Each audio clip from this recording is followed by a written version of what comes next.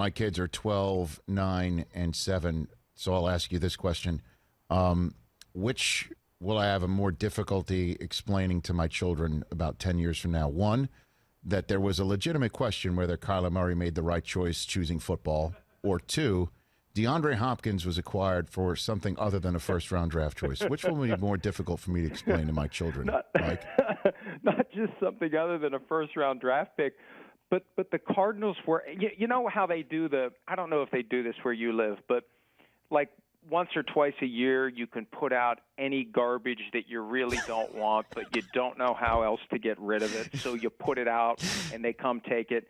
And there's somebody inevitably who's riding around in a truck that starts picking through and taking the stuff. That's what David Johnson was, all due respect, in this deal. He was the guy that the Cardinals could not get rid of with a $10 million guaranteed salary this year.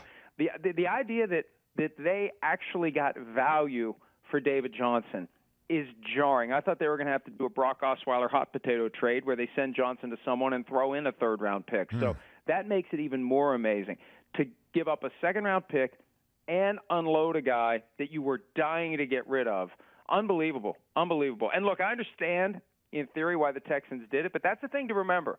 You trade away a player like that, even though it solves your short-term headache that you otherwise don't know how to solve, and I think this is one of the problems of having both the coach and the GM wear the same hat, because you don't have a strong second voice who can push back, and the Texans did not have a strong second voice who could push back on Billy O when he decided to do this.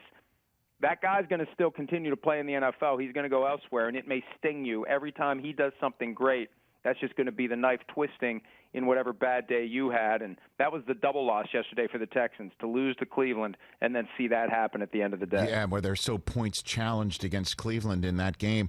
And, but before moving on, honestly, the theory, again, that I heard about the reason why DeAndre had to go is because they just didn't want to redo his contract with that much more remaining, despite his remarkable talent and his 27-year-old birth certificate, right? He's just only 27.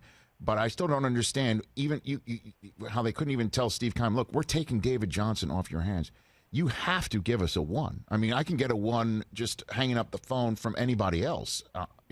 How could you not even bluff in that regard? It's just, I can't fathom it that he wasn't even acquired for a 1 in that trade. And this idea, Rich, that, well, we have his contractual rights for X number of additional years, and I think it was 3 more years, and we have a policy of not redoing. Well, you know what?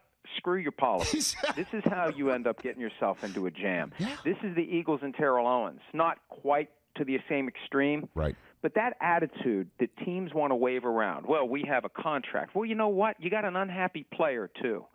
And it's not enough to just have a piece of paper. You got to have a guy who wants to be with you. You got to have a guy who feels like he's being treated fairly. And when Julio Jones gets to $22 million a year, and you have a guy who signed his contract several years ago at a time when the market was different, you better be ready to adjust it or face the consequences of a guy who's no longer happy, and you're going to have to do something about it, and then you're not going to have the player. You have to choose what to do. And this idea that we refuse to redo the contract because he had X number of years left is just silly. Now, I think there was some, there's some personal feeling that comes into it. Bill O'Brien, an emotional guy, that's why it's critical to not thrust that guy into the role of GM. You need someone there who's the opposite of him personality-wise, who can say, Bill, look, yeah, I understand what you're saying, but we can't do this. We got to pay this guy and keep him around. We have to think of what's going to happen. We know how good he is. You think of what's going to happen if we trade him to another team, what we're not going to have, and what that new team is going to have. And that's why it's so critical to have a strong voice that can always push back against the impulses of the guy who's otherwise in charge. Hey, you watched all the way to the end. Thanks for that. Watch more right here.